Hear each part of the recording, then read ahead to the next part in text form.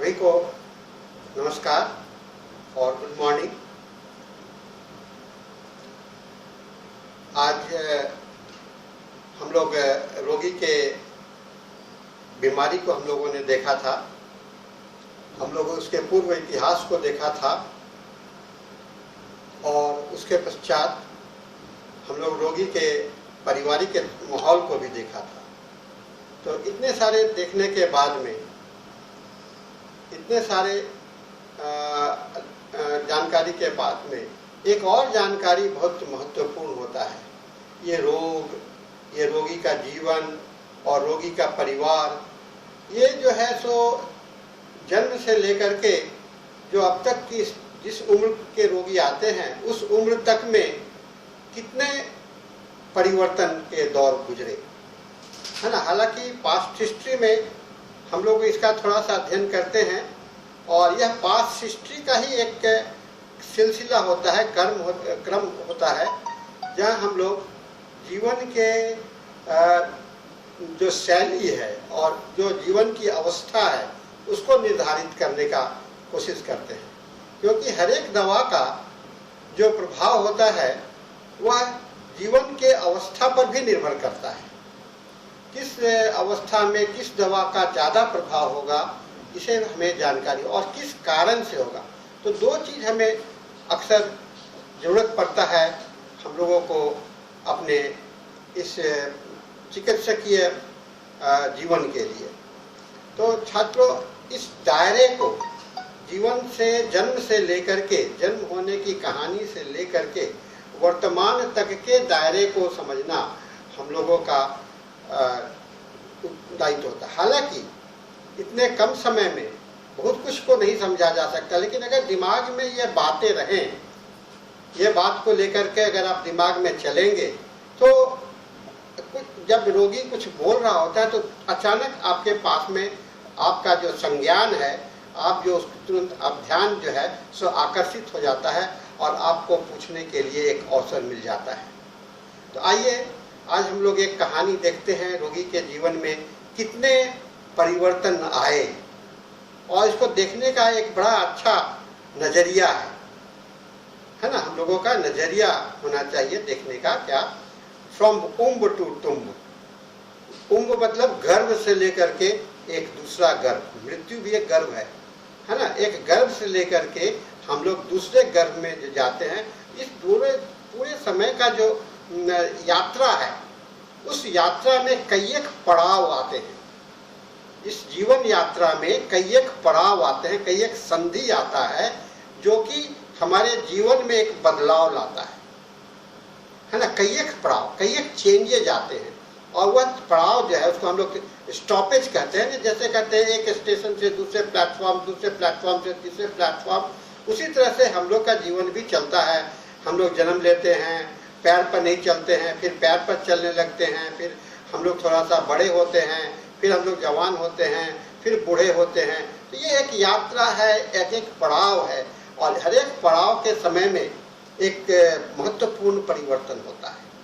तो ये प्राकृतिक रूप है, माने होगा ही। उम्र के साथ में ऐसे पड़ाव आते जाएंगे, और सभी लोग इस पड़ाव में समान रूप से व्यवस्थित नहीं होते हैं। सभी लोग इस पड़ाव में समान रूप से व्यवस्थित नहीं होते हैं। और इसके अलावे भी ये जो नेचुरल पड़ाव हैं, जंक्शन हैं, इस नेचुरल जंक्शन के अलावे भी जीवन में और कई एक मोड़ आते हैं। तो हम लोग अब जीवन में आने वाले चेंजेज को दो भागों में कर सकते हैं। एक उम्र के साथ जो परिवर्तन हो रहा है, और दूसरा समय के साथ किसी परिस्थिति के कारण और किसी विशेष अवस्था के कारण परिवर्तन हो रहा है। तो सबसे पहले हम लोग जीवन में जो नेचुरल वे में जो परिवर्तन हो रहा है, उस परिवर्तन के दौरान क्या क्या गलतियां हो सकती हैं, क्या क्या संभावना हो सकता है, इस पर थोड़ा सा नज़र डालने का हम लोग आज प्रयास करते हैं। और हम समझते हैं कि इस पर नज़र डाल करके आपको बहुत कुछ रोग का अब तक ज्ञान हो जाएगा। सबसे पहले तो हम लोग को ये समझना चाहिए कि जीवन वह जो है वह केवल 10% होता है जो हमारे अंदर में है, और 90% होता है जो हम उसके लिए जो उचित रिस्पॉन्ड करते हैं, है ना। 10% जो है वो आप जिसके साथ में लेकर के आते हैं, और 90% भाग जो होता है वो हम उसको कैसे रिएक्ट करते हैं। जैसे कोई आपके जीवन में कोई अवस्था आता है,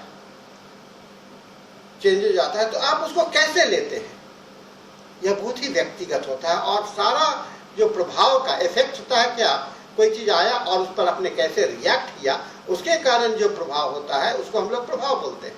तो हैपेंस जो होता है, जिसको कहते हैं, जो होता है वह जो प्रभाव जो होता है वह आपके वर्तमान अवस्था और आप उसके प्रति कैसे रिएक्ट करते हैं, या आपको रिएक्ट करने के लिए कैसे बाध्य हो जाते हैं, रिस्पॉन्ड करने के लिए कैसे बाध्य हो जाते हैं, यह एक महत्वपूर्ण जानकारी होती है। तो हम लोग आइए इसको हम लोग इसी तरह से देखते हैं। और एक मनुष्य जो होता है एक समुद्र के समान होता है ना। एक मनुष्य इतना बड़ा सागर है, इसका कुछ भाग दिखलाई पड़ता है और बहुत ज्यादा भाग दिखलाई नहीं पड़ता है ना। बहुत भाग दिखलाई नहीं पड़ता, लेकिन ये संधि का जो अवसर है, जॉइंट्स जो जंक्शन का पार्ट होता है, वह तो हमेशा विजिबल हो जाता है, यहाँ दिखलाई पड़ता ही है। ये हम लोगों के लिए एक अच्छा, मैं आपको ये बताने का कोशिश कर रहा हूँ कि कहाँ हमको हमारा नजर जा सकता है, क्योंकि नजर दौड़ाने की बात होती है और नजर दौड़ाना हमें केस टेकिंग का प्रमुख आधार बनता है। तो मैं आपको नजर, आपका जो विस्तार है, सब सोचने का विस्तार और देखने का विस्तार इस ज्ञान के माध्यम से बढ़ता जाता है। सबसे पहले तो हम लोग देखते हैं पूर्व इतिहास को, है ना, जो कि हम लोग साक्ष्य के माध्यम से ही जान पाते। इनविजिबल होता है, यानी कि लोग कहानी के रूप में रखते हैं, है ना, और पेरेंट्स के इतिहास के रूप में रखते हैं। हम लोग कैसे आते हैं, हम लोग जन्म लेते हैं, और जन्म कैसे होता है, जन्म होता है इनहेरिटेंस के कारण, माने माता पिता के गुण को हम इनहेरिट करते हैं, हम अपने में लेते हैं। तो उनके जो मेंटल और फिजिकल प्रॉपर्टीज हैं वह जेनेटिकली हमारे शरीर में ट्रांसफर हो जाता है। यह बैकग्राउंड बनता है हमारे जीवन के आधार का, है ना। यानी कि हम जो हैं उसके अंदर में दो गुणों के समाहित होने से जो एक प्रतिक्रियात्मक गुण पैदा होता है, वही हमारा जीवन होता है। यानी कि हमारे माता हैं, हमारे पिता हैं, जो हम लोगों ने फैमिली हिस्ट्री में देखा था, और उस वातावरण में जैसे उन्होंने हमको पैदा किया, उसके कारण प्रतिक्रियात्मक रूप से जो हम आते हैं वह हमारा जीवन का आधार बनता है, वह हमारा बेस बनता है। यही से हम लोग अपनी उत्पत्ति करते हैं। तो सबसे पहली बात आती है इनहेरिटेंस, यानी कि लेना, पैतृक गुणों को लेना, है ना। पैतृक गुणों के साथ में हम लोग आते हैं। हम लोग ऐसे नहीं आते, खाली हाथ नहीं आते हैं।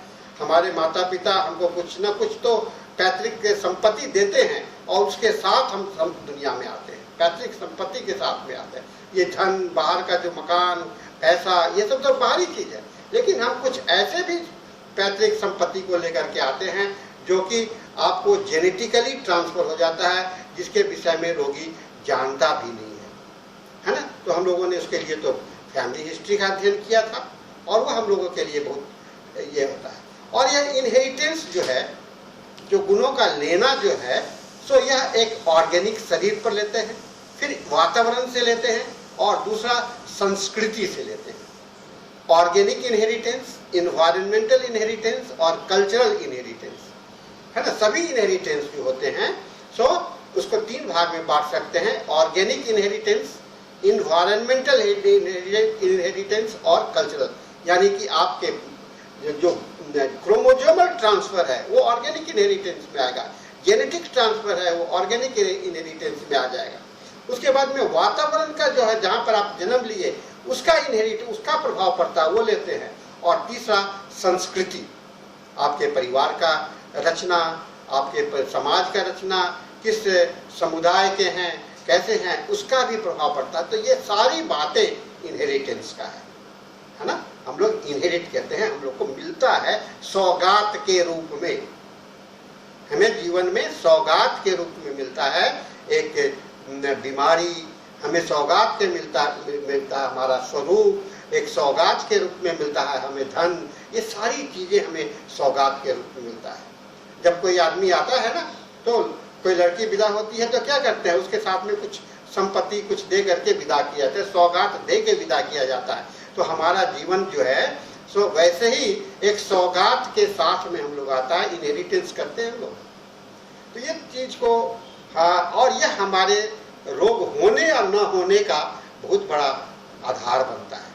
रोग होगा या नहीं होगा यह भी यहीं से बुनियाद पड़ जाती है ना, यहीं से बुनियाद पड़ जाती है। और जैसे ही फर्टिलाइजेशन होता है, यानी कि माता का एग्स और पिता का वीर्य, जब दोनों का जब संयुक्त ये मिलन होता है तो उस प्रयास के कारण किसका जन्म होता है, जन्म होता है, उसको जन्म कहते हैं, है ना, वहीं पर जन्म होता है। जन्म ये नहीं होता है कि आप माँ के गर्भ से निकल करके आ रहे हैं, जन्म उस समय में हो जाता है और लाइफ का फॉर्मेशन, एक नए जीवन का फॉर्मेशन हो जाता है जब दोनों का निश्चेचन होता है, फर्टिलाइजेशन होता है और उसके कारण होता है। और यह बर्थ जो है सो हमेशा एक प्यार का सौगात होता है ना, बर्थ को हम लोग प्यार का सौगात करते हैं। तो ये कहते हैं ये life begins with the all instinct of past inherited from the parents. जीवन कैसे आता है, पुराने इतिहास के साथ में, पुराने इतिहास के साथ में हमारा जीवन, पुराने सौगात के साथ में हमारा जीवन शुरुआत होता है। ये खाली जेनेटिक नहीं होता है, ये जेनेटिकली जो ट्रांसफर होता है उसमें डिजीज भी जेनेटिकली ट्रांसफर हो जाते हैं आपके अच्छे। और ये हमारे लिए बहुत अच्छा माइमेटिक डेवलपमेंट के नर्चर करने के लिए, विकास पर हमको ध्यान आकर्षित करता है। आपके माइमेटिक डेवलपमेंट में इनहेरिटेड कैरेक्टर का एक बड़ा रोल है ना, प्राइमरी रोल है, या इसको हम लोग कह सकते हैं फंडामेंटल रोल है जो इनहेरिटेड होता है।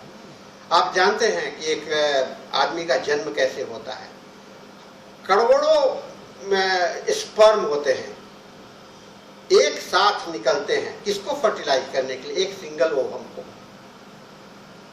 है ना, आश्चर्य की बात। करोड़ों स्पर्म मिल करके एक को फर्टिलाइज करना चाहते हैं। माँ के एक गर्भ में जो अंडाशय में जो अंडा है उसके एक अंडे को फर्टिलाइज करने के लिए करोड़ों स्पर्म आते हैं और उसमें कितने को सफलता मिलता है, कितने को सफलता मिलता है, केवल एक, और वही व्यक्ति जन्म लेता है। तो आपका जीवन कैसे आ रहा है, एक बहुत बड़े कंपटीशन से। इतना बड़ा कंपटीशन तो दुनिया में हम लोगों ने देखा ही नहीं। नौकरी के लिए कंपटीशन करते हैं, 1000 एप्लीकेशन पड़ता है, लाख एप्लीकेशन पड़ता है, यहाँ तो करोड़ एप्लीकेशन में से एक एप्लीकेशन को मान्यता मिला। तो आप समझ सकते हैं कि आपका जीवन कितना महत्वपूर्ण है। कहते हैं life is born out of competition.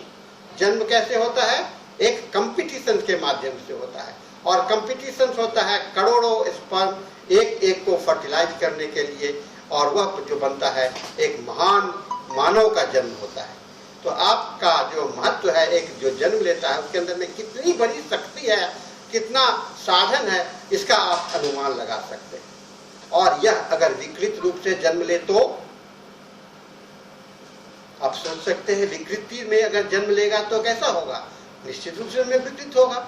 और वह जो है जो पोटेंशियलिटी है, जो उसके अंदर में क्षमता है, वह अवरुद्ध हो जाएगा, और वह अवरुद्ध हो जाएगा तो वह हमें बीमारी के रूप में दिखलाई पड़ेगा। तो हमारा दायित्व, चिकित्सक होने के नाते दायित्व है कि हमें इस चीज को जाने कि उसके अंदर में कितनी शक्ति है और कितनी शक्ति बेकार हो गई। जो इनहेरिटेड प्रॉपर्टी लेकर के आया वह कितना शक्ति उसके अंदर में सही था और कितना उसके अंदर में बेकार था।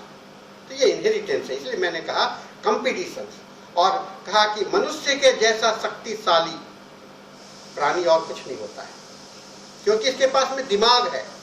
अन्य प्राणी जानवरों के पास में कोई दिमाग नहीं होता है, उतना बड़ा डेवलपमेंट नहीं होता है दिमाग का, लेकिन मनुष्य का दिमाग होता है। इसके कारण इसे बहुत शक्तिशाली माना गया है, और इस अध्ययन को हमें अपनी प्राथमिकता देनी होगी।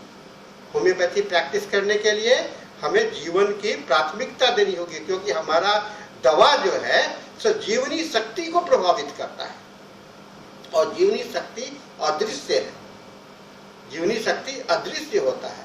इस चीज़ को हमें दिमाग में रख करके चलना होगा। बर्थ में बहुत सारे डिफेक्ट होते हैं, कुछ जेनेटिक प्रॉब्लम होता है ना, कुछ जीन्स में गड़बड़ी होती है और उसके कारण जेनेटिक प्रॉब्लम्स आते हैं। यह हम लोगों के लिए भी अध्ययन का विषय होता है, पूछने से आपको पता चलेगा। उसके बाद में होता है कि इसमें दो तरह के मेन डिफेक्ट्स पाए जाते हैं जन्म में। एक स्ट्रक्चरल है, देखिएगा किसी का नाक टेढ़ा आ गया, किसी का लिप्स क्लिफ्ट है, किसी का वल्व मिसिंग है, किसी का पैर ही टेढ़ा है, किसी का पैर, मैंने ये एक स्ट्रक्चरल डिफेक्ट होता है कहते हैं। और एक फंक्शनल डिफेक्ट होता है, जैसे कि कोई सिस्टमिक डिजॉर्डर होता है, लंग्स का कोई डिफेक्टिव होता है, किसी का गैस्ट्रिक सिस्टम डिफेक्टिव होता है, किसी का यूरिनरी सिस्टम डिफेक्टिव होता है। तो ये दो तरह के डिफेक्ट्स हमारे साथ में लेकर के हम लोग आ सकते हैं, है ना। फिर नर्वस सिस्टम का भी डिफेक्टिव होता है। आपको बहुत से बच्चे पैदा लेते हैं जो कि मेंटली रिटार्डेड होते हैं, मानसिक विकास नहीं होता है, उनका बिहेवियर का प्रॉब्लम होता है, ऑटिज्म होता है, ये बहुत सारी चीज़ें होती हैं ना। फिर सेंसरी प्रॉब्लम्स, अनुभव करने का, आपको ब्लाइंडनेस बचपन से लेकर के आते हैं। फिर मेटाबॉलिक डिजॉर्डर्स, चयापचय का, केमिकल रिएक्शंस का के साथ में उसका होता है। फिर डिजेनरेटिव डिजॉर्डर होते हैं, है ना। फिर बर्थ डिफेक्ट्स होता है जो कॉम्बिनेशन फैक्टर होता है। जब फर्टिलाइजेशन होता है तो 9 महीना एक कैद का जीवन होता है, नैरो स्पेस में, कुछ संकीर्ण जगह में, जो एक फ्लूइड के अंदर में जो है हम लोग तैरते रहते हैं, नैरो स्पेस में, कम संकीर्ण जगह में। आप सोचो कि कैदी के समान हम लोग जन्म ले रहे हैं, है ना, एक प्रिजनर के समान जन्म ले रहे हैं। सारे साधन मिल रहे हैं, माँ का प्यार मिल रहा है, खाना मिल रहा है, लेकिन बाहर का वातावरण अंधकार, एक अंधेरे में हम लोग पनपते हैं। धीरे धीरे धीरे धीरे डेवलपमेंट होता है और इस यूट्राइन डेवलपमेंट में माँ का प्रभाव, माँ के अंदर में होने वाले परिवर्तन का भी प्रभाव होता है। इसीलिए जब जन्म की कहानी हम लोग लेते हैं तो हम लोग पूछते भी हैं प्रेगनेंसी के समय में माँ को कितने सारे डिफेक्ट्स हुए थे, है ना, कोई प्रॉब्लम रहा था कि नहीं। मेंटल टॉर्चर का सामना करना पड़ता है, बहुत सारे फिजिकल टॉर्चर का सामना करना पड़ता है, और बहुत सारे जो न्यूट्रिशनल प्रॉब्लम आते हैं, है ना। न्यूट्रिशन, प्रेगनेंसी में न्यूट्रिशन का भी बहुत महत्व होता है, इन्वायरमेंटल फैक्टर्स का भी बहुत महत्व होता है। इन सारी चीज़ों का अध्ययन हमें दिमाग में रखना आवश्यक है। मैं इसलिए इस बात को ला रहा हूँ क्योंकि अगर आप इस चीज़ को ध्यान में रख करके आगे चलेंगे तो आपको आगे का कहानी और भी आसानी से समझ में आने लगेगा। इसमें कई एक प्रेग्नेंट वुमेन में बहुत सारे इन्फेक्शंस भी पाए जाएंगे, बहुत सारे में जीबीएस डिजीज पाए जाते हैं, बहुत सारे प्रॉब्लम्स आपको मिलता है। और अब बात आती है जन्म लेने की। क्या होता है, एक कैदी से निकल करके बाहरी दुनिया में आना, कैद के जीवन से मुक्त होकर के बाहरी दुनिया में आना, यह भी एक अपना बहुत बड़ा माइलस्टोन है, मील का पत्थर साबित होता है। 9 महीने के बाद में आप दुनिया में प्रवेश कर रहे हैं, यह बहुत बड़ा मील का पत्थर है। और यह मील का पत्थर कैसे आप उसमें प्रवेश कर रहे हैं, यह एक जंक्शन की बात होती है। आपका जन्म एक एक्सपर्ट के हाथों हो रहा है या एक अनभिज्ञ हाथों में हो रहा है, या अचानक हो रहा है ना, बिना किसी एक्सीडेंटल बर्थ हो रहा है, एबॉर्शन हो रहा है ना। ये सारी बातों को जाने, क्योंकि अगर ये एक्सपर्ट के हाथों नहीं हो रहा है, मिसहैंडलिंग हो रहा है ड्यूरिंग बर्थ, तो उस समय आपके इंजुरी के कारण बहुत सारे आते हैं। हेड इंजुरी ड्यूरिंग बर्थ बहुत कॉमन है, हेड इंजुरी ड्यूरिंग बर्थ बहुत कॉमन है। इंजुरी, पार्ट का इंजुरी हो जाना बहुत कम। उसके बाद फिर जो नाभि को काटते हैं उसका भी डिफेक्ट्स बहुत सारा आता है। अगर वह सही ढंग से नहीं किया गया तो उसके साथ में समस्या आएगा। इसलिए कहते हैं कि जब जन्म लेना भी एक का एक्सीडेंट हो सकता है और एक नॉर्मल होता है, खुशियाँ होती हैं। जन्म लेने के बाद में बच्चे के डिलीवरी रूम में जो कॉम्प्लिकेशंस आते हैं उसमें मेकोनियम एस्पिरेशन का नाम आपने सुना होगा। बच्चा अपना खुद ही पेशाब को पी जाता है, अपने फीटल चीज को ले जाता है। सांस लेने की बीमारी होती है, उल्टा पैदा लेता है, न्यूट्रल कॉर्ड होता है, प्लेसेंटा प्रेविया होता है, और सेफेलोपेल्विक डिस्पोजिशन होता है, labour induced and elective caesarean birth होता है, फिर इंस्ट्रूमेंटल बर्थ है, देखो इंस्ट्रूमेंटल बर्थ है, फिर मैकेनिकल फीटल इंजरी होता है, intrapartum, so many type of the complications birth delivery room के होते हैं, जिसका कि ज्ञात अगर सही ढंग से ना देखा जाए तो नहीं होता है, उसका ज्ञात नहीं होता है सही ढंग से। तो सही ढंग से ज्ञात करने के लिए हमें सतर्क रहना पड़ेगा, अध्ययन करना पड़ेगा, ये जो है सो डिलीवरी के समय में प्रॉब्लम हुआ कि नहीं, है ना। ऐसे छात्र, ऐसे बच्चे जो पैदा लेते हैं वह डिलीवरी के समय में बहुत सारे प्रॉब्लम लेकर के प्रॉब्लम होते हैं। अब जीवन जो शुरू होता है वह एक डॉर्मेंट माइंड से लेकर के सुप्त अवस्था में माइंड होता है। माइंड कैसा होता है बच्चे का? सुप्त अवस्था में होता है और एकदम डिपेंड, लाचार होता है। हम लोगों का जीवन जो होता है, प्रारंभ होता है, उस समय में हम सबसे असहाय और निरीह प्राणी के रूप में होते हैं। माँ अगर हमें सही से दूध न पिलाए तो हमें क्या होगा? माँ अगर दूध न पिलाए तो हम भूखे मर जाएंगे, अगर देखभाल न करे तो हम ऐसे ही मर जाएंगे। यानी कि पूरा का पूरा समय हमें एक डिपेंडेंट, आश्रित जीवन होता है, और उस समय में मानसिकता हमारी एकदम नहीं होती है, मन दिमाग जो है सब पूरा एक्टिव नहीं होता है, हम कुछ अपने सोच ही नहीं सकते हैं, दूसरे के विषय में ही रहते हैं। वैसे में आपका देखभाल कैसे हुआ, है ना? वैसे में आपका देखभाल कैसा हुआ, एक इम्पोर्टेंट विषय है ना। और उस देखभाल के विषय में भी अगर आपको जानकारी मिल जाता है तो आपको एक अच्छा इंफॉर्मेशन है। कहते हेल्पलेस बट नॉट होपलेस, है ना। हम लोग क्या हैं? हम उस समय में असहाय होते हैं, लेकिन उम्मीदें होती हैं, उम्मीदें होती हैं, और हम लोग अपने हेल्पलेसनेस को, हैनीमैन ने बड़ा अच्छा बात लिखा है, हम लोगों का मेडिसिन ऑफ एक्सपीरियंस में पढ़िएगा तो उन्होंने कहा कि मनुष्य एक ऐसा प्राणी है जो, मनुष्य ही अकेला एक ऐसा प्राणी है जो पृथ्वी पर जब आता है तो सबसे ज्यादा असहाय होता है। बाकी सभी प्राणी आते हैं तो उनके साथ में कुछ ना कुछ साधन होता है अपने आप को अपना जीवन यापन करने के लिए। एक गाय का बछड़ा जन्म लेता है, माँ का दूध को खोज लेता है, कहाँ से स्तन पीना है, माँ अपने हाथ से पकड़ के नहीं पिलाती है। एक बत्तख जन्म लेता है, पानी में तैरना शुरू कर देता है जन्म के साथ ही, आप तो डूब जाओगे। मुर्गी का चूजा जन्म लेता है, अंडा से निकलते ही वह खाना खाना शुरू कर देता है। एक चिड़िया पैदा होता है, आकाश में धीरे धीरे खाना उड़ना शुरू कर देती है। तो असहायता में अगर असहायता आपको नहीं मिला, असहाय स्थिति में अगर आपको सहायता नहीं मिला तो क्या होगा? प्रॉब्लम होगा, न्यूट्रिशनल डेफिशिएंसी होगा, आपका मेंटल रिटार्डेशन होगा, बहुत सारी बातें आएंगी ना। तो ये सारी चीज का हम लोगों को जानकारी लेना है। और हम लोग जब इस दर्द मुक्त जीवन से आते हैं तो हम लोग एक हेल्पलेस, डिफेंसलेस और नेकेड आते हैं, नंगे आते हैं, कपड़े नहीं होते, बिना कपड़े के पहने हुए आते हैं, है ना, बिना सुरक्षा के आते हैं और बिना सहायता के आते हैं। और वह सारी रिस्पॉन्सिबिलिटी होता है माँ को, जो माँ की खुशी और परिवार का खुशी उस समय में आपको इतने असहाय अवस्था में भी उनके चेहरे पर इतनी खुशियां होती हैं कि चारों बगल मिठाइयां बांटी जाती हैं कि आपका पैदा हुआ, तो कितने अच्छा स्वागत हो रहा है ना। अच्छे से स्वागत किया गया कि नहीं किया गया? नहीं किया गया, ऐसा भी होता है, क्योंकि कुछ बच्चे ऐसे पैदा होते हैं जिनका स्वागत किया ही नहीं जाता है, उसे एक बोझ समझ करके दिया जाता है। क्या ऐसा था जीवन में? अगर था तो वह भी हमारे जीवन को प्रभावित करेगा कि नहीं करेगा? करना ही चाहिए ना। इसको अध्ययन करना हम लोगों को जरूरी होता है।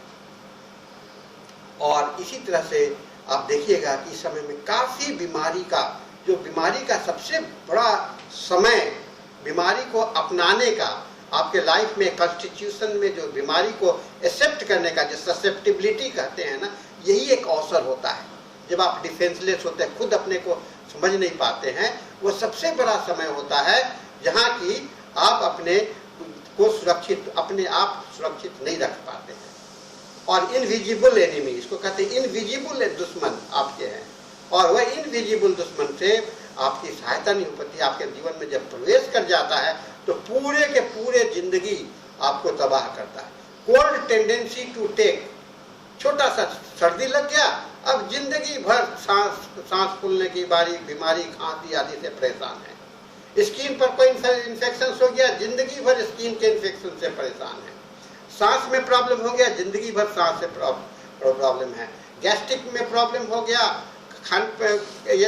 मेकोनियम में या कुछ ऐसा करके, तो आप जिंदगी भर पेट की बीमारी से परेशान हैं। यानी कि मिसहैंडलिंग और आपका प्रॉपर केयर नहीं हुआ, वह आपके जिंदगी को हमेशा प्रभावित करता रहेगा।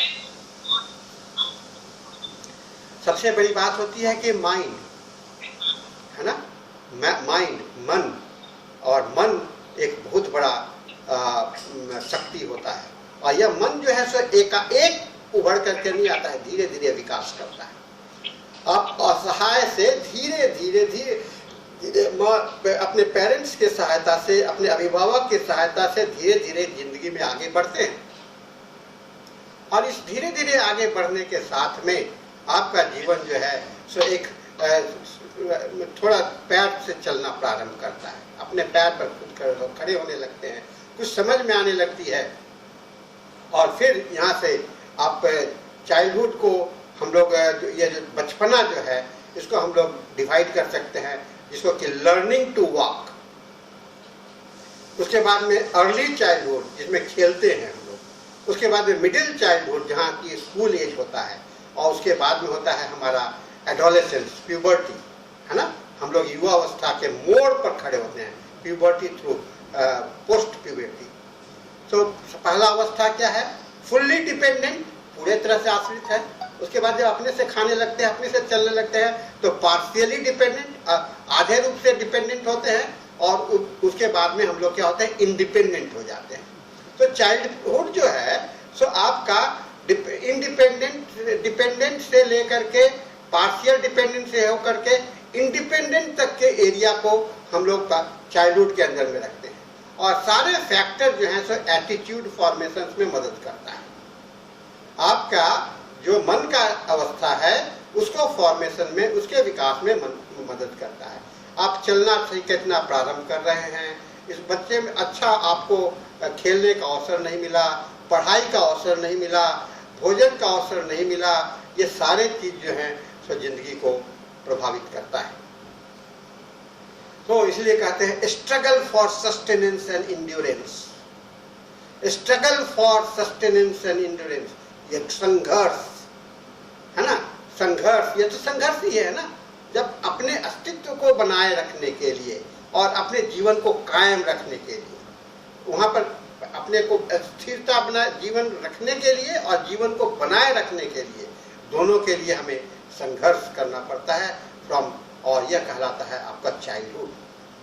चाइल्डहुड बहुत ही इनोसेंट अवस्था है, जहां आप ज्ञान प्राप्त कर रहे होते हैं, और ऐसा ज्ञान अगर आपको भर दिया जाए आपके दिमाग में, बाहरी दुनिया से एक नॉलेज ले रहे हैं ना, हर एक चीज को सीख रहे हैं, और ऐसा ज्ञान भर दिया जाए जो आपके जीवन का अभिशाप बन जाए, चोरी करने की आदत डाल दी जाए, डकैती करने की आदत डाल दी जाए, तो आप जिंदगी भर उस चीज को ढोते हो, है ना, और वह आपके लिए मेंटल रूब्रिक्स का बहुत बड़ा आधार बन जाता है। तो ये चीज को हम लोग को वातावरण के माध्यम से देखना पड़ता है। उसके बाद में आता है जो हम लोग एडोलेसेंस, ये कहते हैं कि अब आप लोग युवा होने से कगार पर आ गए हैं, तो उसको हम लोग एडोलेसेंस एज कहते हैं। एडोलेसेंस एज वयस्कता में जाने का उम्र होता है, और यह 13 से 19, इसे हम लोग टीन एज भी कहते हैं। 13, 14, टीन जिसमें लगा हुआ है ना, उसको इसलिए हम लोग इसको टीन एज भी कहते हैं। ये 13 to 19 ईयर्स होता है, और सबसे खतरनाक उम्र होता है, क्योंकि यह चाइल्डहुड से एडल्टहुड के बीच में जाने की अवस्था है। और इस समय में जो है सो सभी कुछ चेंजेबल होता है। सबसे ज्यादा चेंजेस एक बच्चे का शरीर एक युवा के शरीर में कन्वर्ट हो रहा है, उसके अंदर में सेक्सुअल डेवलपमेंट हो रहे हैं, उसके प्यूबिक हेयर डेवलप हो रहे हैं, सारे चीज नए बहुत तेजी के साथ में तकरीबन होता है 13 से 19 के बीच में। मन का काफी चंचलता होती है, मन में स्थिरता नहीं होती है, अगर उसे ठीक से संभाला ना जाए तो यहाँ पर जो बदलाव आता है जिंदगी में वह बहुत बड़ा बदलाव का कारण बनता है। सो एडोलेसेंस बिगेस्ट कॉज ये डिसओरिएंटेशन का स्टेज होता है, इसे हम लोग कहते हैं डिसओरिएंटेड, अव्यवस्थित हो जाने का अवस्था होता है, और ऐसा समय है जहाँ की डिसओरिएंटेशन और डिस्कवरी खोज करता है और अपने आप को समाप्त भी कर देता है। ये ट्रांजिशनल पीरियड है आपको इंडिपेंडेंट और सेल्फ डिपेंडेंट का की ओर जाने के लिए, इंडिपेंडेंट से सेल्फ डिपेंडेंट की ओर जाने के लिए यह ट्रांजिशनल पीरियड है। और पाया गया है कि करीब करीब 20% एडोलेसेंस को मेंटल और फिजिकल हेल्थ से सफर करना पड़ता है, जिसमें कि एंजाइटी और डिप्रेशन बहुत बड़ा कारण होता है। एंजाइटी और डिप्रेशन बहुत बड़ा कारण होता है।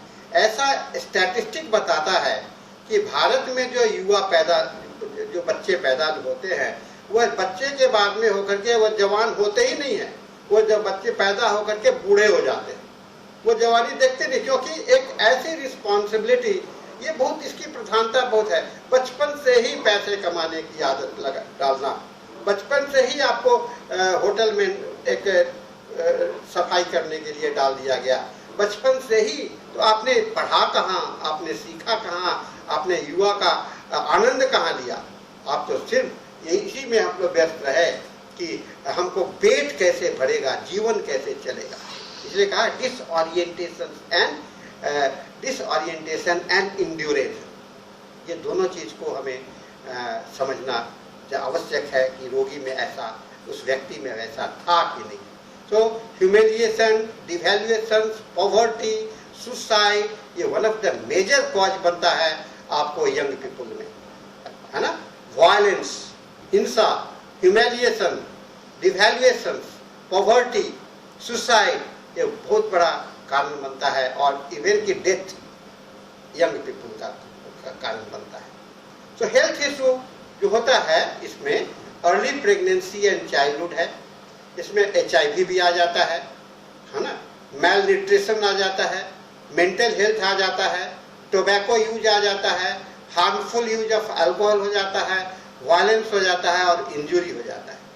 तो देखिए कितने सारे हेल्थ प्रॉब्लम आ सकते हैं, और मेरा मुख्य अध्ययन तो हेल्थ इशू को इससे ही रिलेटेड है ना, और हेल्थ इशू अगर सोशल इशू से न जोड़ा जाए तो हेल्थ इशू को समझा ही नहीं जा सकता है।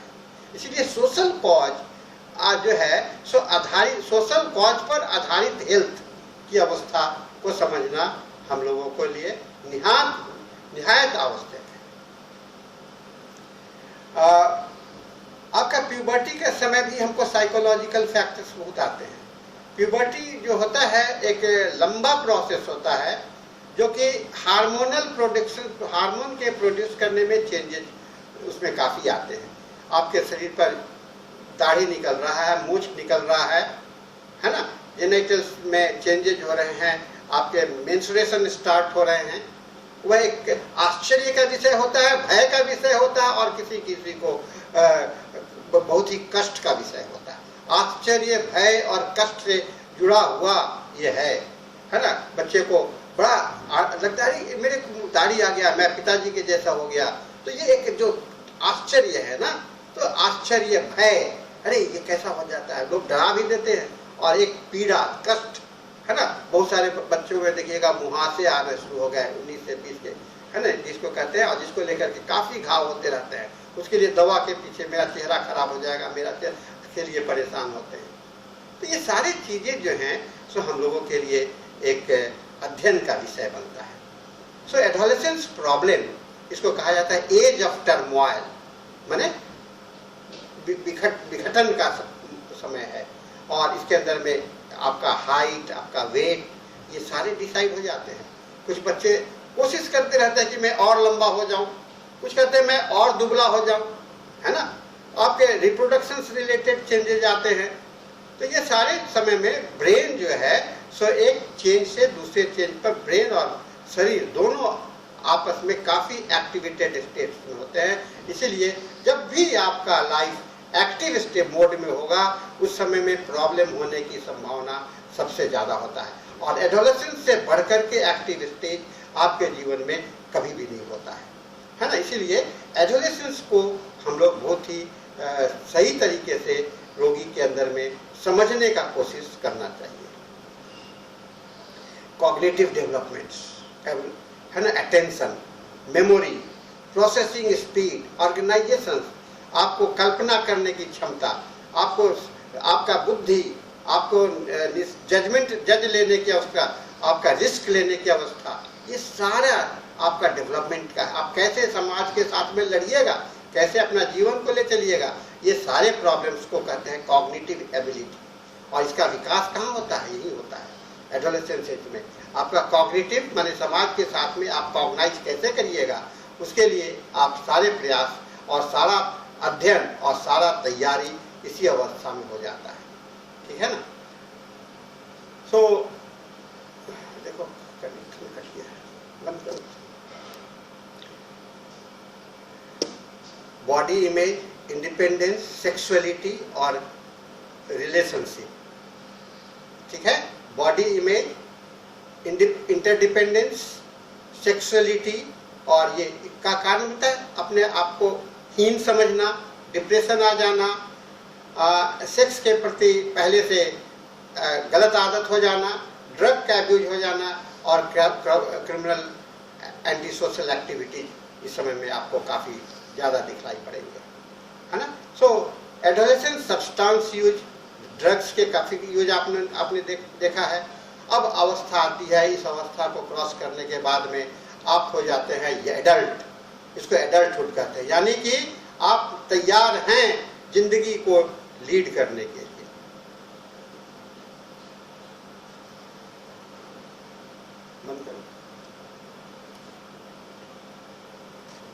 हाँ, अब हम लोग एडल्ट हो जाते हैं, और एडल्ट जो है sir full size strength and grown up होता है। इसमें आप डिपेंडेंट होते हैं, इसमें आपका शेयरिंग होता है, और इसमें आपकी रिस्पॉन्सिबिलिटी होती है। तीन बात होता है एडल्टहुड का, तीन बेसिक आधार है, स्वतंत्रता, शेयरिंग, दूसरे के साथ में शेयर करना, और तीसरा रिस्पॉन्सिबिलिटी। इसमें इसको भी हम लोग एज ग्रुप बांट सकते हैं, अर्ली एडल्टहुड, जबकि आप 20 के बाद क्रॉस करते हैं, नौकरी करना जाते हैं, आप अपना व्यवसाय को चुनते हैं, ये सारी बातें होने लगता है, ठीक है ना। उसके बाद में आपका ट्रांजिशन स्टेज होता है, यानी कि आपका सेटल डाउन होता है, आपकी शादी होती है, आपका जीवन में एक नया जुड़ाव आ जाता है ना, जीवन में एक नया जुड़ाव आ जाता है। तो ये एक शेयरिंग लाइफ होता है, और उसके बाद में आपके ऊपर में जिम्मेदारियां आने लगती हैं, जिम्मेदारी परिवार का, बच्चों का, आपका जो शादी हुआ, परिवर्तन, तो इसको कैसे आपने संभाला। नौकरी समय पर मिल गया कि नहीं मिला, पैर घिसते रहे, जूते घुसते रहे, नौकरी ही नहीं मिला, है ना।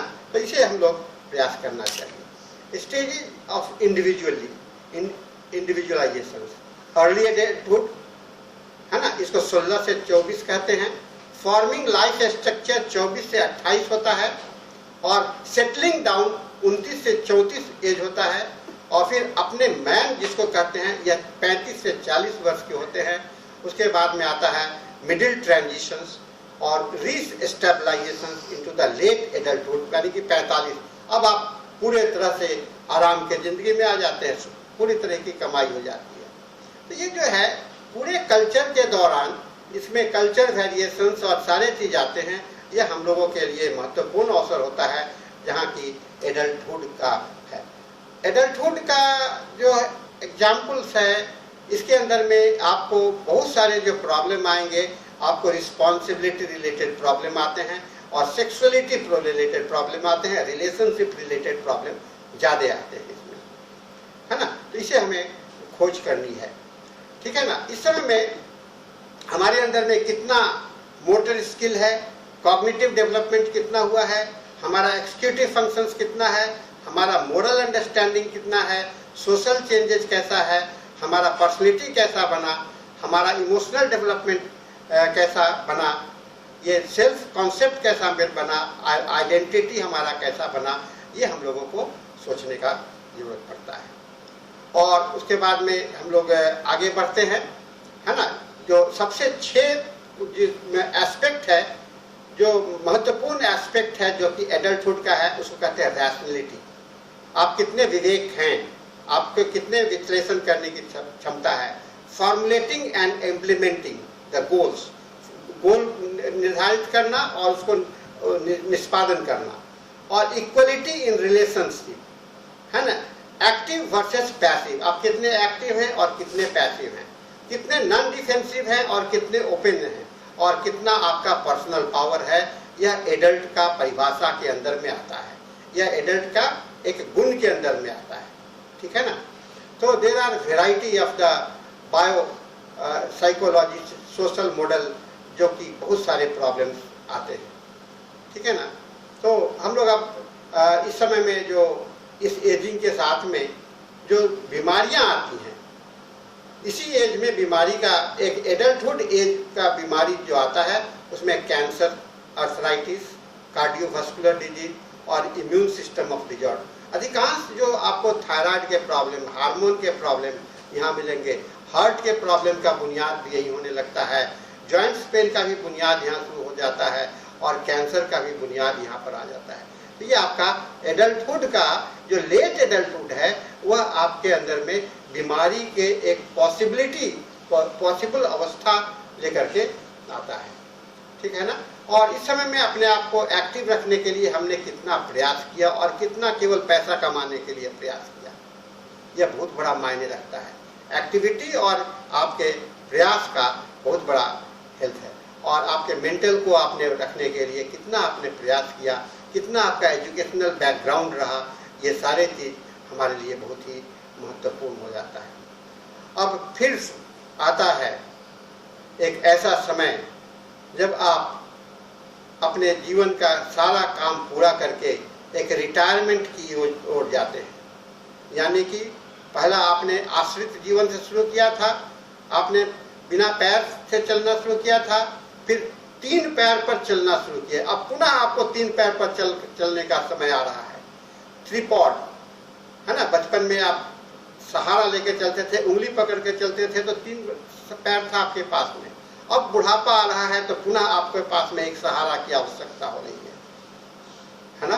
और इसको भी कहते हैं पुनः आप एक गर्भ में जाने के लिए, एक पुनः एक जेल में, कैद खाने में जाने के लिए तैयार हो रहे हैं। इंडिपेंडेंट नहीं रह रहे हैं, आप आश्रित होते चले जा रहे हैं, जिससे आप बच नहीं सकते हैं, जिससे बच नहीं सकते हैं। कहते हैं age is a prison from which we can not escape, इसे हम लोग बच नहीं सकते हैं। Old age aids the respect, हम लोग को इस समय में काफ़ी रिस्पेक्ट मिलता है, काफ़ी मैच्योरिटी होती है।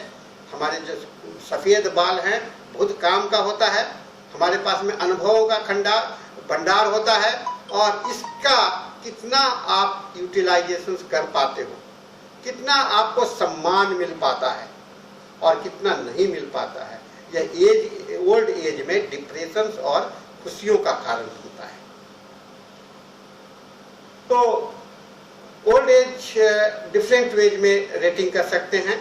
ओल्ड होना, बूढ़ा होना, बहुत सारे हैं। हम लोग कहते हैं कुछ बचपन में ही बूढ़े हो गए, हम लोगों ने देखा है ना। अगर शरीर अच्छा से डेवलपमेंट नहीं हुआ तो आप उसी समय में बूढ़े हो गए। फिर सोशल बूढ़े हो गए, और लोग अपने साइकोलॉजी से भी बूढ़े हो जाते हैं, है ना। तो कब आप बूढ़े हुए, ये भी हमको देखना पड़ेगा। कब आप जीवन से अपने आप को लाचार समझने लगे, इसको हम लोग कहते हैं ओल्ड एज या जेरियाटिक्स।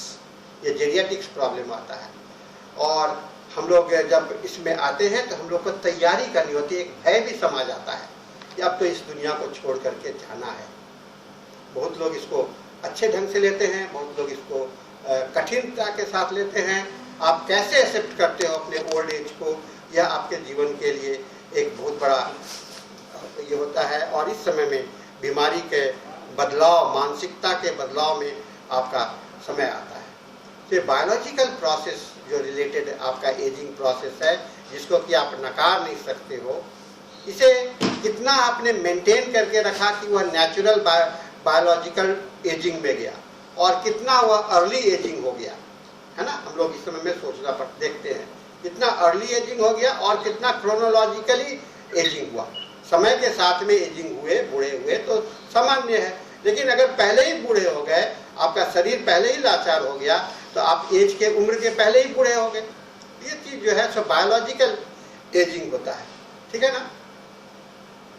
और मुख्यतः 60 से 65 के बीच में कहा जाता है कि रिटायरमेंट एज है, और बहुत सारे कंट्रीज में जहाँ की बहुत ज़्यादा ये है, वहाँ पर ओल्ड एज का कोई मीनिंग नहीं है, क्योंकि ओल्ड एज भी काफ़ी एक्टिव लोग रहते हैं। और बहुत सारे सोसाइटी में तो ऐसा, हम लोग के समुदाय में भी ऐसा है कि हम लोग को ओल्ड एज के में एक रिटायरमेंट एज हम लोग का फिक्स किया हुआ है। परिवार में जब बच्चे बड़े होते हैं और जब वो अपना पूरा चीज़ को संभालने लगते हैं, तो हम लोग भी अपने आप को समझते हैं कि चलो रिलैक्स हो गए, अब मेरा काम पूरा हो गया, तो हम लोग खुद ही अपने को बूढ़े समझने लगते हैं, है ना। तो आप कब बूढ़ा समझे अपने को, है ना, कब समझे, इस चीज़ को हम लोगों को सोचने का, देखने का अवसर है। और एजेड बॉडी जो होते हैं ना, जो शरीर होते हैं, उसके अंदर में एक टेंशन की कमी हो जाती है, उसके अंदर में ऑर्गन्स जो हैं सो एक इलास्टिसिटी घट जाती है। ये सारे अपीयरेंसेस देखिएगा, चेहरे पर झुर्री हो जाना, ये सारी चीज़ जो है सो हम लोग को अध्ययन का विषय होता है। So healthy ageing versus the diseased ageing, है ना। हेल्दी एजिंग है, और इसमें हेल्दी एजिंग के लिए क्या चाहिए आपको, अच्छा खाना, अच्छी भाषा, अच्छी एक्टिविटी, अच्छा न्यूट्रिशन और फंक्शनल सपोर्ट, और आपको फिर अच्छा से केयर, ये अगर सारे चीज़ मिल गए तो आपका एज जो है सो बहुत ही हेल्दी कहलाता है।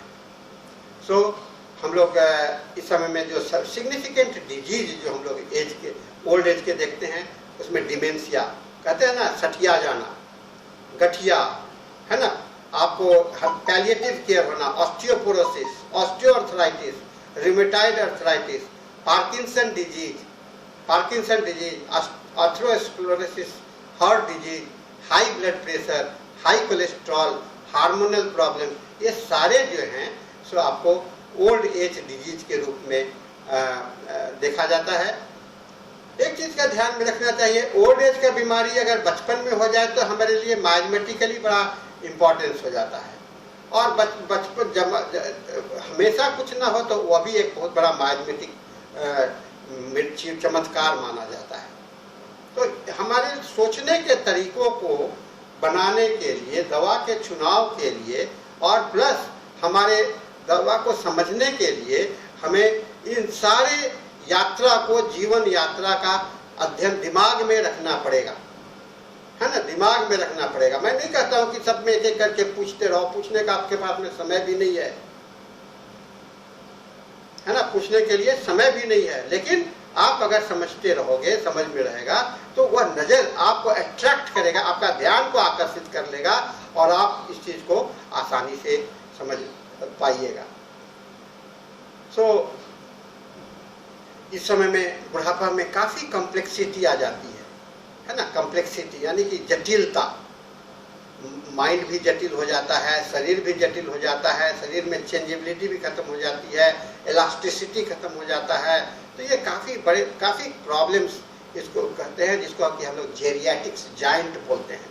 ऐसा चीज जिसको कि बदला नहीं जा सकता है, दिमाग नहीं बदला जाता, सटिया हुआ दिमाग को तो बदलना बड़ा मुश्किल होता है, समझना तो मुश्किल है, उसको झेलना भी मुश्किल होता है ना, सटिया हुआ दिमाग को। तो ये सब चीज़ जो है, मेमोरी इम्पेयरमेंट, सुनने की कमी हो जाती है, ये बहुत ही कॉमन प्रॉब्लम है, नाक से स्मेल की ये हो जाता है।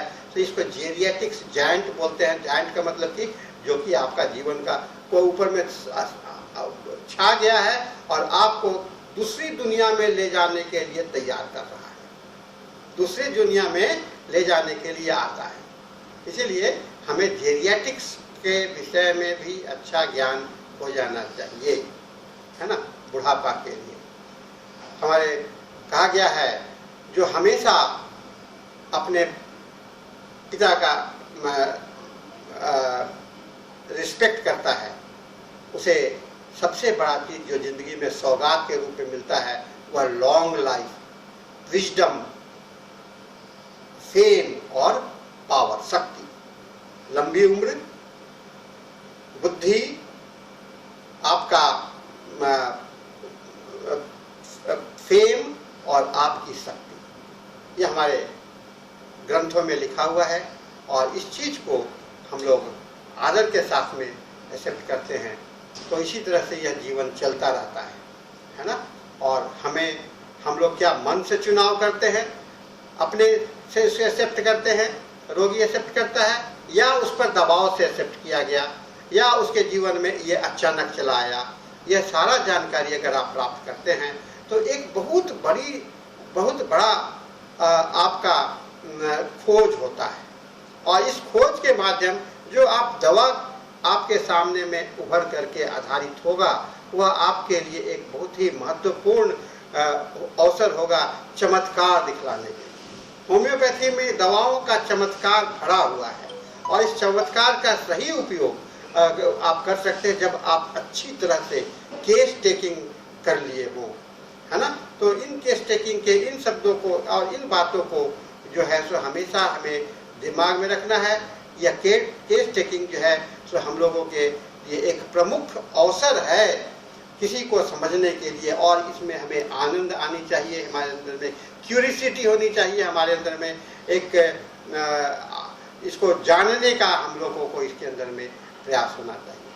तो साथियों, आज हम लोगों ने काफ़ी कोशिश किया है, प्रयास किया है कि एक जीवन यात्रा का अध्ययन करें, और हर एक मोड़ को हम लोगों ने देखने का प्रयास किया है। इसके अलावे जो प्रयास होता है, जो बीमारी आते हैं जो अचानक आते हैं, एक्सीडेंटल, आपका कोई अचानक कोई एक्सीडेंट हो गया और उसके बाद में पूरा जीवन का मोड़ बदल जाता है, यह अननेचुरल एक्सीडेंट होता है। अननेचुरल चेंजेस, नेचुरल चेंजेस और अननेचुरल चेंजेस।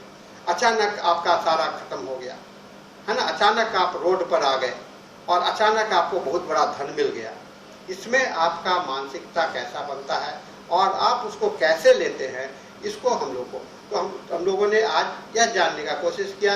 नेचुरल चेंजेस के साथ में रोगी का जीवन कैसे चलता है, और अननेचुरल चेंजेस के साथ में रोगी का जीवन कैसे चलता है। इस दोनों को अगर आप समझ जाइएगा तो आपको उसके चेंजेस के रेजिस्टेंस पावर को, उसके एनर्जी पावर को, और उस रोगी के अंदर में ठीक होने की क्षमता को भी आप समझ सकते हैं। कुछ परिवर्तन ऐसे होते हैं जो कि अस्थायी होते हैं, जिसको बदला नहीं जा सकता है। बुढ़ापा को जवानी में तो नहीं बदल दीजिएगा, बचपन में तो नहीं ले आइएगा, लेकिन उस अवस्था में ही उसको कितना उसको हम लोग स्वस्थ रखें, उस अवस्था के अनुकूल स्वस्थ बनाए रखें, यह तो समझना होगा ना। अब कोई आदमी आता है, कहता है डॉक्टर साहब हम तो दौड़ नहीं सकते हैं, कितना साल का उम्र है, वो 80 साल का है। अरे भाई, तुमको दौड़ने का क्या जरूरत है, तुम्हारी तो क्षमता इतनी, इसी में चलने में ही तुम्हारा, अगर चलते ही रहो जिंदगी भर तो तुम्हारे लिए ये है। तो वहां पर उसके चलने लायक बनाए रखना, ना कि दौड़ने लायक। अगर वो चाहता है कि दौड़े तो हमें उसे क्या करना होगा, उसे समझाना होगा कि तुम दौड़ नहीं सकते हो, ये तुम्हारा लिमिटेशन है, उस समझा करके उसे दौड़ने लायक चलने लायक बनाए रखना। सभी कुछ नहीं खा पाते हैं, पहले जितना खाते थे उतना नहीं खाते हैं। अब आपके शरीर में भोजन का तो जरूरत ही नहीं है ज्यादा, क्योंकि जितना बनना था शरीर तो बन गया, है ना। जितना बनना था बन गया, अब इसमें आगे कितना बनाओगे। आप तो उसी को ढो के चलो, उसी को मेंटेन करके चलो, और मेंटेन करने के लिए तो थोड़ा ही से खाना खाना है। तो आप साधारण खाना खा करके अच्छा से जी रहे हैं, आप साधारण से एक्सरसाइज से आपका जीवन सही रह रहा है, और उम्र के हिसाब से आपको शरीर में कितना भोजन ले रहे हैं, कितना मेंटेनेंस हो रहा है, और उसके अनुकूल आपके अंदर में कितना परिवर्तन हो रहा है, इस चीज को हमें समझ की जानकारी अगर होगी तो आपको इलाज करने में भी मदद मिलेगा, और आपको रोगी को काउंसलिंग करने में भी मदद मिलेगा। क्योंकि खाली आप इलाज नहीं करते हो, खाली दवाई नहीं देते हो, आप रोगी का काउंसलिंग भी करते हो, रोगी को आप समझाते भी हो, रोगी को उसके अनुकूल बनाने के लिए, उसके जीवन शैली में परिवर्तन लाने के लिए प्रयास भी करते हो। तो उसको समझाने का प्रयास और दवा देने के प्रयास के लिए उसके जीवन शैली को और जीवन के अवस्था को समझना बहुत जरूरी है। तो इन जीवन अवस्थाओं के साथ में ही हम लोग आगे बढ़ सकते हैं। और ये रोगी का जो इलाज जो है सो एक चिकित्सक का ये ड्यूटी है, ये आपके चिकित्सा अभिप्राय है कि हमें जीवन अवस्था का अध्ययन करें और जीवन अवस्था के अनुकूल ही रोगी को व्यवस्थित करने का प्रयास करें। क्योर का मतलब ये नहीं होता है कि हम उसको पूरा को निकाल देना। क्योर का मतलब होता है कि उस उम्र के अनुकूल उसको व्यवस्थित कर देना, उसके पुराने स्थिति में ले जाना नहीं। अगर पुराने स्थिति की बात करोगे ना तो उसमें में जाने की बात हो जाएगी, बचपना में जाने की बात हो जाएगी, वो तो नहीं हो सकता है ना। हम जिस उम्र के अनुकूल हैं उस उम्र के अनुकूल परिवर्तन करना है, और यह उनके उम्र के अनुकूल परिवर्तन करने के लिए आपको प्रयासरत होना पड़ेगा। आपको समझना पड़ेगा कि उसका उम्र के अनुकूल है, और हर एक व्यक्ति अपने अपने अनुकूल के कारण आता है। हर एक व्यक्ति अपने अनुकूल के कारण, अपने उम्र के अनुकूल वह आता है और अनुकूल आता है, और हर एक का अलग अलग व्यवस्था होता है। तो एक व्यक्ति की तुलना दूसरे व्यक्ति से तो नहीं कर सकते हैं, है ना। वो काफी तेज चलता है इसलिए कि वो अच्छा खाया पिया था, आपको तो खाना पीना मिला नहीं था बचपन में, तो आपको तो हमको उसी के अंदर में सीमित करना पड़ेगा ना। तो ऐसा हम लोगों को दिमाग में रखना पड़ेगा, रोगी चाहता क्या है और कितना हम उसको उसके जीवन के उस अवस्था के पास में ले, उस उम्र के पास में। वो 10 साल पहले बीमार पड़ा था, वो 10 साल पहले वो बीमार पड़ा था, क्या आप 10 साल उसका वापस कर सकते हैं? निश्चित रूप से नहीं कर सकते, लेकिन 10 साल के दौरान जो उसके विकास होने चाहिए थे वहां पर तो पहुंचा सकते हैं ना। तो 10 साल के पास की बात करो, उस समय की बात करो, यह आपका चिकित्सा व्यवस्था है। और यह चिकित्सा व्यवस्था के लिए ये सारी चीजों को, जीवन के अवस्था को समझना जरूरी होता है। जीवन की अवस्था को आप अगर समझ गए होते हो तो यह आपके लिए एक महत्वपूर्ण होता है रोगी को मदद करने का, आपके मिशन का फुलफिलमेंट का, आपके ज्ञान को का सही सफलता का, और आपके जीवन, आपके डॉक्टर होने का एक जो आपको मिला है अवसर, उसका आपको एक फल मिलता है। यही चीज है आज के इस लेक्चर के लिए। और मैं इस लेक्चर के माध्यम से आज आप सबों को यह बताने का प्रयास किया। संक्षेप में मैं बताना चाहूँगा कि आज का लेक्चर का मेरा अभिप्राय यही था कि मैं आपके रोगी के जीवन के जन्म से लेकर के, यानी कि गर्भ से बनने के पहले से लेकर के उनके मृत्यु तक के सारे अवस्थाओं का डिटेल्ड अध्ययन करेंगे। हर एक अवस्था का में अगर कोई विशेष परिवर्तन हुआ है तो उसको हमें कॉग्निशंस उसका विशेष लेंगे, और उसके आधार पर हमारा एक सिस्टम कंप्लीट होगा। तो इसके साथ आज हम लोग इस नॉलेज के साथ हम लोग आज का इस लेक्चर को यहीं पर समाप्त करना चाहेंगे। हम लोग फिर अगले दिन लाइफ स्टाइल को और देख करके वर्तमान लाइफ स्टाइल के सिचुएशंस को देखने का प्रयास करेंगे, और फिर आगे की यात्रा केस टेकिंग का करेंगे। यह लेक्चर लंबा हो रहा है और सीरीज भी लंबा हो रहा है, इससे डरे नहीं, क्योंकि यह केस टेकिंग में इतना समय नहीं लगेगा। केस टेकिंग में इतना समय नहीं लगेगा। यह केस टेकिंग में आपको खाली बस आपका जो बैकग्राउंड है, आपका ये हम आपको बनाने का प्रयास कर रहे हैं, आपके अंदर में एक स्टोर बनाने का कोशिश कर रहे हैं, जिससे कि आप तैयार रहिए किस समय में किस हथियार का उपयोग करोगे, किस समय में किस इंफॉर्मेशन का उपयोग करोगे, इसके लिए हमारी तैयारी है। और यह तैयारी जो है सो आज आपको कर लेनी है, क्योंकि आप अध्ययन काल में हैं, आप अध्ययन काल में हैं, आप पढ़ाई के समय में हैं, और आपके पास साथ में खाली ज्ञान लेना है, ज्ञान नॉलेज लेना है। इसीलिए आप अभी कर सकते हो, बाद में ये पढ़ाई का अवसर नहीं मिलता है।